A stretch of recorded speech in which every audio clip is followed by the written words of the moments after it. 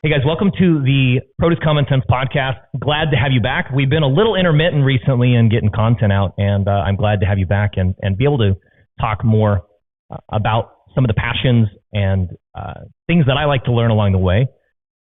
You've always been here and been able to listen to different conversations with different people with different perspectives about all kinds of different things, and today there's no exception to what we have been doing in the past. I've got Allan Draper. Allan and I grew up together in a tiny town called Nissa, Oregon, about 800 yards away from here. And what we're going to talk about today, I think what will be interesting to talk about today is how growing up both in an ag community and in a small town, and one of the other things is how multicultural actually these small towns are and what that means to the perspective that people have. Because to bring this back to agriculture for a second, produce common sense, right? So often I get accused of living in these homogenous, cultural small towns where we really have very little perspective and cultural understanding of the world outside of our little towns, and it's just white America, and that's really not the case. We're very fortunate to have grown up in a cool place. So I'll let Allan introduce himself. He does all kinds of things. He's got another podcast as well, which is making me a little nervous about having him on here right now, the Business Growth Pod. You should check that out. But he also is an attorney, a father, and started a pest control company called Proof. How long ago? It was like 8 years ago? Yeah, 8 years ago. So go ahead and make your introduction. Yeah, so, I mean, when people ask me what I do, I guess more than anything, I tell them I'm an entrepreneur. Serial entrepreneur gets thrown around a lot. And so, although that really applies to me because I love looking at new opportunities, I do it almost on a daily basis. I actually change my environment a lot so that I can see things from a different perspective. Is it like a Grant Cardone thing, or is there somebody that you follow that talks about doing that? Yeah, I think I've heard a lot of successful people over the years mention something about that, changing your perspective, changing your environment, so you change the way that you think. But yeah, I'm sure he definitely says it with real estate, like, hey, take a different path home and things like that, so you can have a different perspective and you're not seeing the same properties over and over. But yeah, so I currently own 28 businesses in different industries. I do digital marketing. I have a law firm. I do pest control. I have a product company that owns patents. I do business consulting, have multiple podcasts,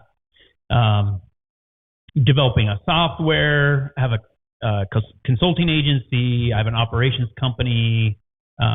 So I do quite a bit of lending. I have a decent sized real estate portfolio.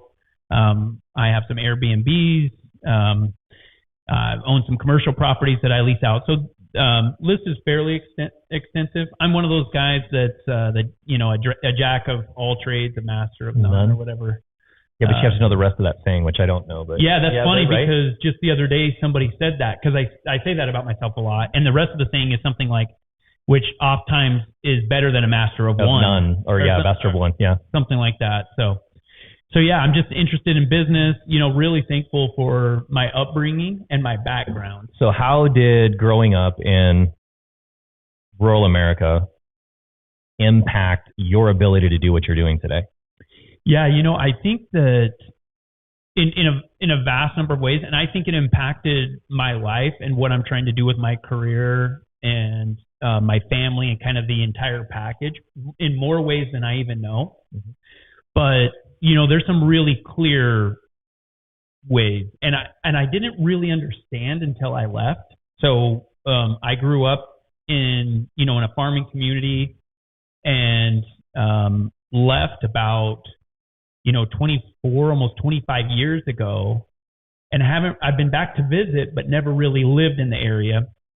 And I think at the very top of the list is the work ethic that is very common here, that is uncommon almost everywhere else. And why would it be more common here than elsewhere? It's expected. So growing up in a farming community, especially with families that own farms, when they're young, they're out, watering and, weeding and doing all these things at a very young age. Right. And those behaviors are established at a young age. Okay. And that is uncommon in non-farming communities. It's harder, right? You're in the city. Where do you, like, I have the ability to, I've got a 10-year-old, right? So I tell Owen that I want him to go work in asparagus with grandma, or to, do something other than mowing the lawn, and he can do that, right? Like, if you're in the city, that might be the only, at least that's my perspective. Like, okay, your kid can mow the lawn, they can weed the yard, but the piece that's different, I think, and people ask me this sometimes, I think the difference is the sense of pride and the sense of responsibility. Like, if you're only mowing the lawn, like, what's the big deal if you don't get it done, right? Nobody else is really depending on you. Like, your parents might be, right? But the entire family or organization or business doesn't have that perspective, right? I remember, like, the first thing, and I tell this story fairly often, but I remember it was a spring break. There's two, like, defining events in my life where I was like, okay, I matter to this farm, which is probably why I ended up coming back. One is, and a lot of people won't believe this. You may not believe this. You will, because you know me, but I was 8 years old, so about second grade. Spring break comes. They had picked up a new big farm. The family had picked up a new farm. At 8 years old, I spent my entire spring break driving a Smizer, a tractor implement, for the entire time because they couldn't get anybody to do it. Right at 8, like, and I hated it. I'm not pretending like I liked it, but like they sat me in that tractor where I couldn't even, like, to stop. I couldn't even reach the clutch pedal. I had to just gear it down, like, slowly. And that's what I did. So that was like defining event number one, which I think ag's gonna, like, I think about you picking asparagus, which I want you to talk about, like, picking asparagus. Yeah. Defining moment number two, I was 16 years old. I just had a driver's license, and we were pulling our mint trailers. It was mint harvest. That happens in the heat of the summer. And my grandfather was running the mint still. And I had just gotten done with like a 14-hour shift, right? We were doing like 12, so maybe it was a 12-hour shift. Started at 4 a.m. or whatever. It's 6 or 7 in the evening, and I come back, and I'm like, oh, I'm so glad to be done. And Grandpa's like, no, you're gonna have to do another shift. The other guy didn't show up. And I'm like, right, Grandpa, right, whatever, right? Because I'm 16. I've never done a double shift or had to do anything like that before. We always had to work hard, but we never really we never laid it on like that hard. And I ended up working 23 and a half hours straight in the heat of the summer. And I remember how exhausted and like just the weight that was on me when I had to do it, because they needed me to do it. Otherwise they wouldn't have asked, right? So I got done, and it was so bad that when I got done, I went into the house, 23 and a half hours working, sweating, stinking, and I got into bed with my boots on and went straight to sleep. Yeah, what's funny is that there's very few people, no matter what their age, that have done something like that.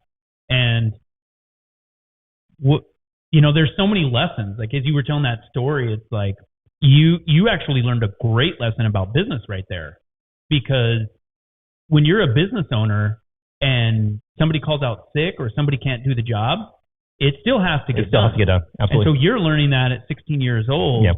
And I work with people, a lot of business owners even, that don't understand that concept yet.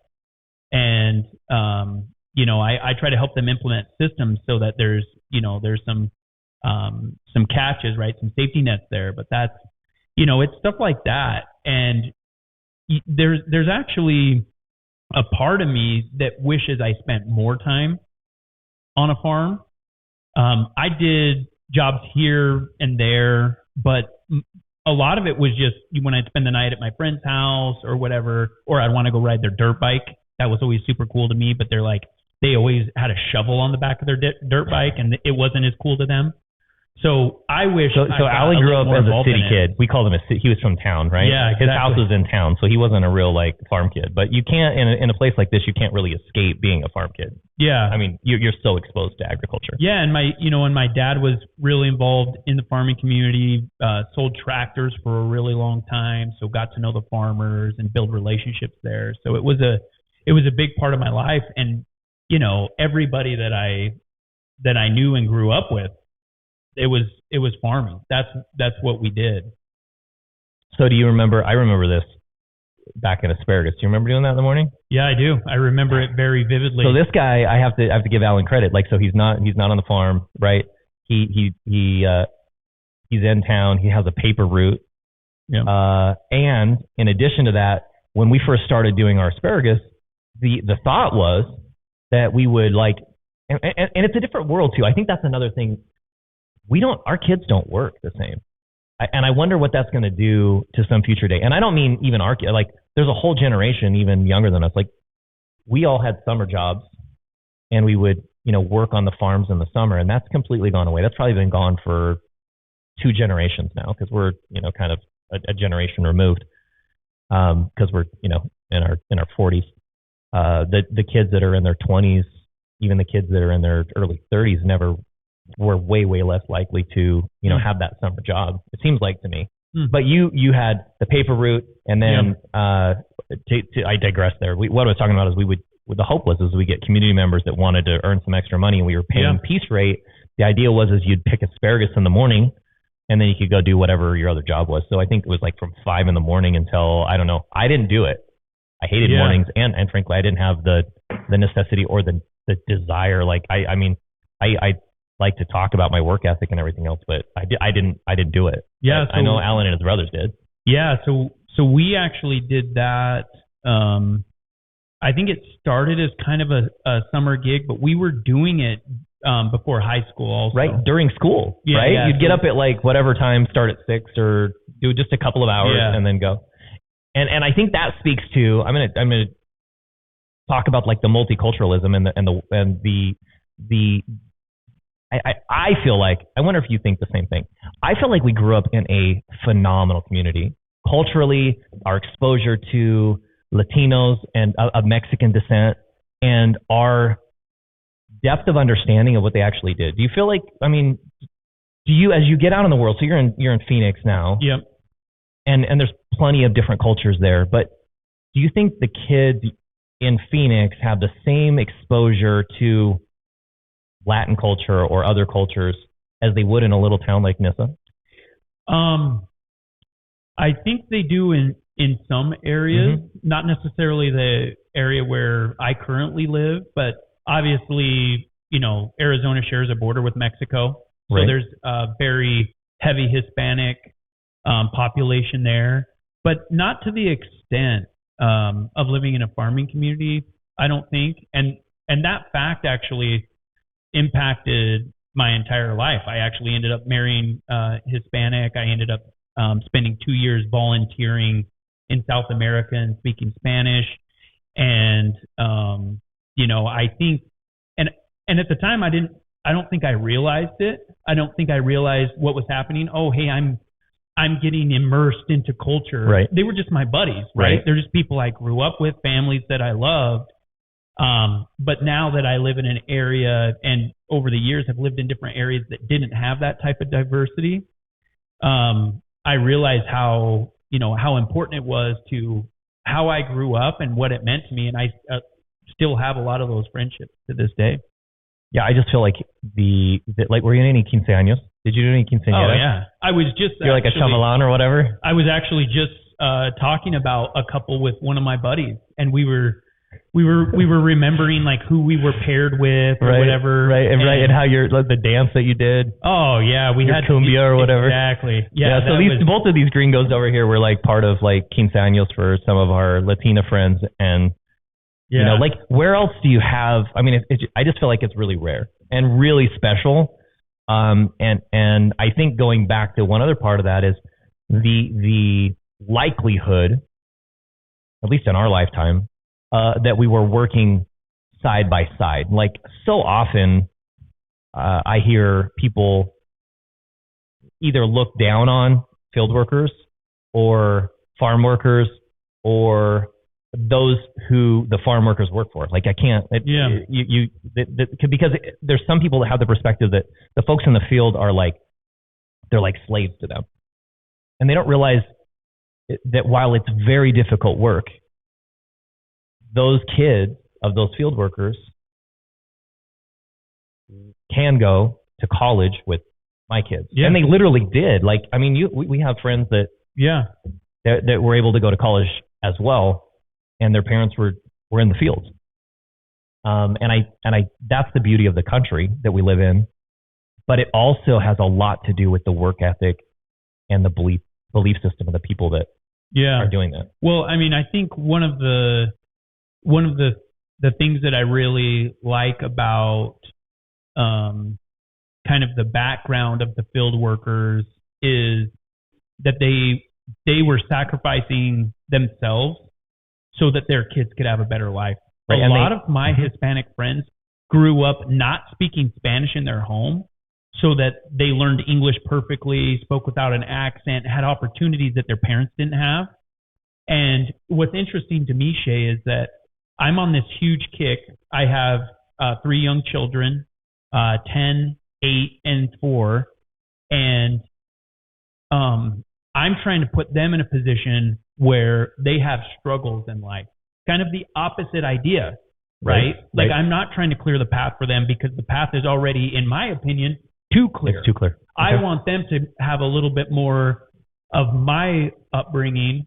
And I worked in high school, and before I was picking asparagus, I used to fry donuts at a local bakery before high school, and I played football and basketball and baseball, and so it was always, I had really long days.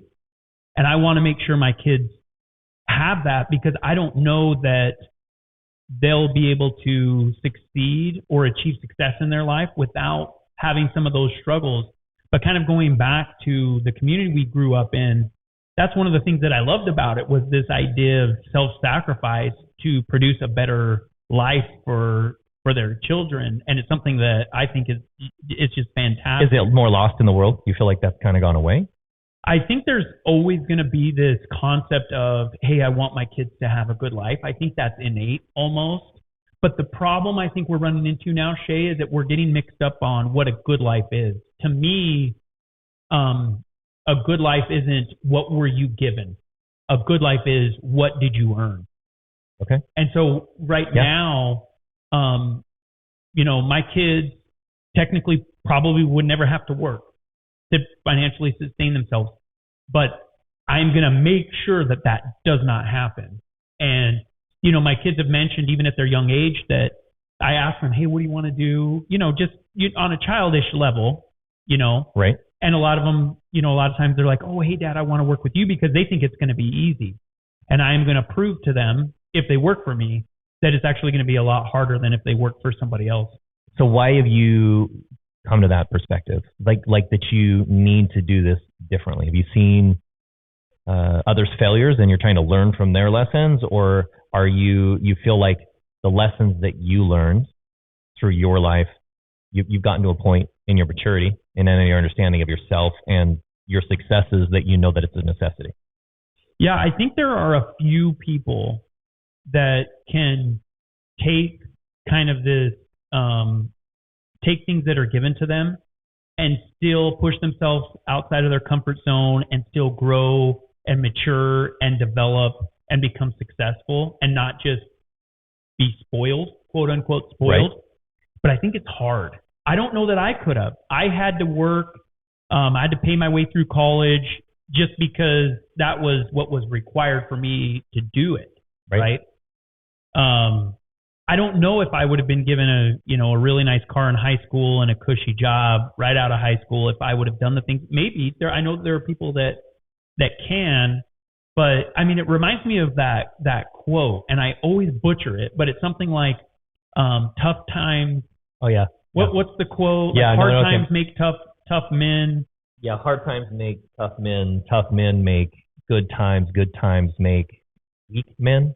Weak men make hard times. Exactly. And so I look at kind of where we are, and especially with what's going on in society, it really bothers me because people feel so entitled. And growing up in Nissa, growing up in a farming community, it instilled into me these kind of conservative values, and that you're not really entitled to do anything. Unless you go water, unless you go weed, unless you plant, unless you're planting seeds, you're not going to harvest anything. Yeah. And there's a lot of people that don't realize that. They think that they're entitled to things, and I'm really scared for my kids and for the current generation that think that. And So, honestly, we've been spending more time here back in the area. The original impetus was that my kids were going to work on a farm, and that didn't happen this year. We're going to be coming back every summer. And they're still pretty young where they don't add a lot of value. It would actually be more work for the farmer. It would be more of a favor than a benefit. But I want them to have that experience because it will really set the tone for the rest of their life. And this, for me, Shay, this doesn't just apply to their professional lives. Right. Every single thing of value in my life has been hard work. My relationship with my kids, my marriage, my spiritual life, my development mentally, my schooling, law school, all those things were really hard work. And if people really think about it, the listeners think about it, everything that matters in their life was probably hard work also. That's right. You value those things that are difficult. And it kind of makes me think to pull this back to, the theme of the podcast, the Produce Common Sense podcast, when we look at, I like to talk about common sense practices and decisions that we make. We were just talking the other day about like how I feel like we get the opposite a lot of the times of what we vote for, or the results are the opposite of what we planned and hoped for. And one of those is, you look at all of these requirements for the reason your kids can't get out on a farm and work half the time, especially, in the state of Oregon, for example. You're 15 with a work permit, and you can't actually have a full-time job now until you're 18. You look at that, and that has its. I understand the idea and the reason that those laws and regulations are implemented, but they also have a significant impact. Because just a second ago, I was complaining about the fact that kids don't have a summer job. Well, part of the reason they don't have the summer job is because they can't get a summer job, and the reason they can't get the summer job is because the farmers can't employ them to have that summer job.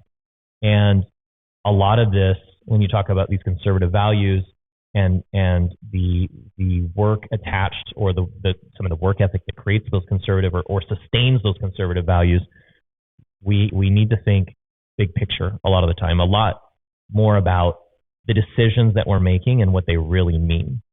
And that's one of the things about the industry that's the most frustrating, is whether it's organic production or conventional production or work standards or pay rates or anything else, there are consequences to every decision that we make. And ultimately, they don't just impact the business. They don't just impact the profitability. They impact individuals and families as well. And if we're going to move forward and continue to have success as businesses, as families, as organizations, as a country, I think more people have to come together and try and, I don't know that push back is the right term, but just realize the ramifications of the decisions that we make. Yeah, what's interesting is yesterday I was giving a speech, and I talked about one of my friends that I went to law school with that was very different from me politically. Very bright guy, really good friend, non-confrontational. We didn't ever argue or anything. And through this relationship, I realized that even though we had these different political views, and we viewed the role of government very differently, we wanted the same thing, right? We just disagreed about how to get there. And absolutely. I'm a capitalist through and through. I believe that the more freedom that a market has, the better it's going to produce, and the better it's going to be for everybody. I think when government takes a step back and lets business owners run their businesses, they're going to be paying more on their own. They're going to be providing benefits so that they can be competitive in the marketplace. They're going to be producing better products because they're going to make more money when they do, as opposed to having those things forced on us, which, in my opinion, has the opposite effect. The opposite effect. Absolutely. Well, thank you for being here. In closing, as you think about these decisions that you've made that have led you to where you are today, in fact, I'll throw this out there. A lot of the books that I get, Allan's on his podcast talks about a lot of these, so I get great ideas for books to listen to. One of which that we just both finished. Well, actually, I just finished that he mentioned to me was Who Not How. What's the author's name on it? I think that's Dan Sullivan. Dan Sullivan. Great book. But what is another book? Like, what's on your like? Give me your top 3 books that have been meaningful and impactful for you in your success and your happiness and whatever. Yeah. So I really like Jim Collins. He's written a couple of books. In terms of business books, Good to Great is probably a top 3 if we're just talking strictly business that's Jim books. Collins there too. Yeah. I read that every single year. Tuesdays with Morrie by Mitch Albom. That's a new one. So Tuesdays with what? Tuesdays with Morrie.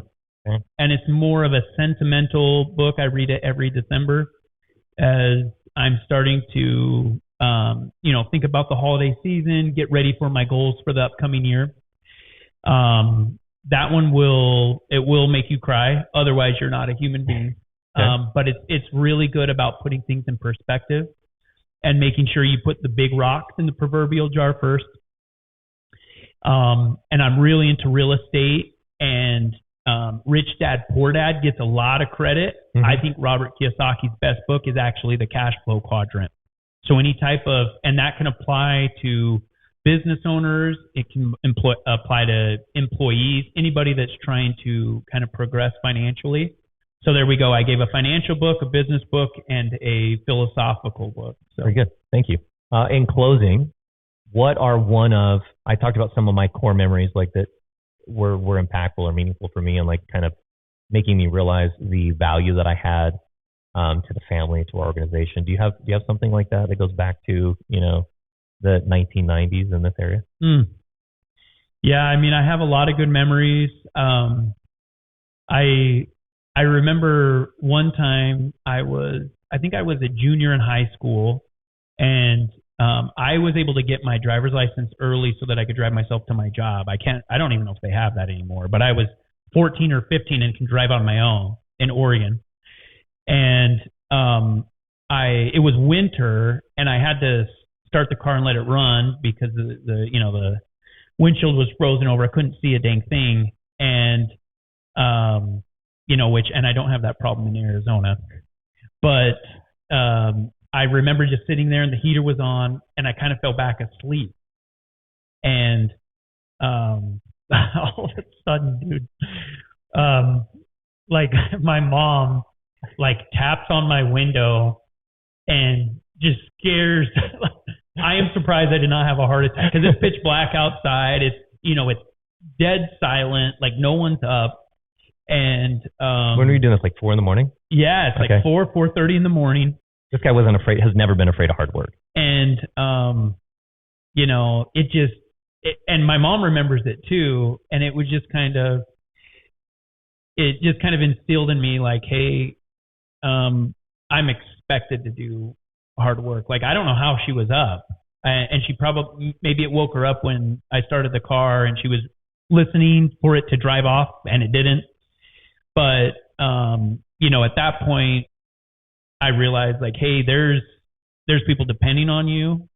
And, it's as a high schooler, you get really self-centered more than I think at any time in your life, maybe early 20s. And so I'm, 15, 16. And at that moment, it's like, okay, there's other people watching what I'm doing. There's other people that are relying on what I'm doing. And honestly, those are the greatest forms of motivation in my mind. It's not what we're doing for ourselves. It's what we're doing for others. That's really cool. And I'm sure your mom, knowing his mom, was listening, heard the sound and was like, she was always worried about us. Yeah. She was always one of those we were doing crazy stuff like taking off to go, drive at 16, driving ourselves to go skiing 200 miles away, round trip in the snow. But she let us, Yeah. Allan was in the car with me. The only reason she let me go was because you were the one driving. Any of my other friends, I'm not going. I don't know how I got into that, but I was always the designated driver. I was like the oldest friend in the group, and I think the idea that I was like a farm kid and been driving since I was younger made parents feel better. Yeah. I don't know that that's true, Barbara. I'm not sure that I was any safer than any other kids would have been, but it was certainly a special time. And I go back to a lot of those memories of skiing and everything else that we did. And I agree with you, certainly, that those that depended on us, and I guess the thing that is consistent there is the need and ability and willingness to work. We had different family circumstances. We had different ways that we were brought up, but we both had to do that. And I think everyone, for the most part, in our age group did. And I think we can see that. And I would hope that we can be mindful of that as we go forward, and we can be good parents and instill that in our kids as well. Thanks, Allan, for being on with me. Absolutely. No, my pleasure. And thanks for listening on to the Produce Common Sense podcast. If you like what you hear, give it a like, comment, ask the questions. I always like to hear your perspective on what I'm talking about and answer those questions that you might have doubts about. This is about transparency and clarity in every aspect of the business, of the farm, and of my life to the extent that I can. And I want to have you along for the entirety of it. And I appreciate you being here. We'll see you later.